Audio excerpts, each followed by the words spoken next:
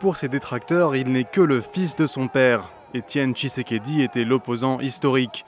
Mais celui que l'on surnomme Fachi a su lui aussi mener sa carrière politique. D'abord dans l'ombre de son père, au sein du parti que le patriarche crée en 1982, l'UDPS.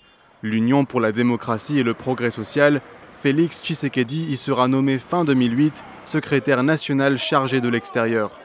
En novembre 2011, il est élu député, mais ne siégera jamais à l'Assemblée, suivant le mot d'ordre de son père pour protester contre la réélection contestée de Joseph Kabila. En octobre 2016, il est nommé secrétaire général adjoint de l'UDPS.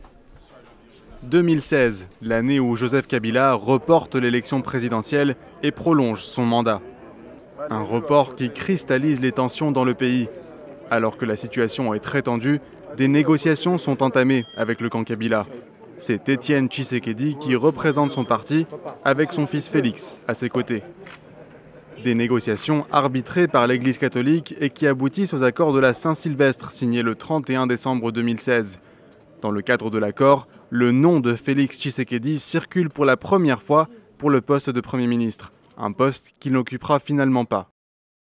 En mars 2018, un an après la mort de son père, il prend la tête du parti et l'UDPS le désigne candidat à l'élection présidentielle de 2018.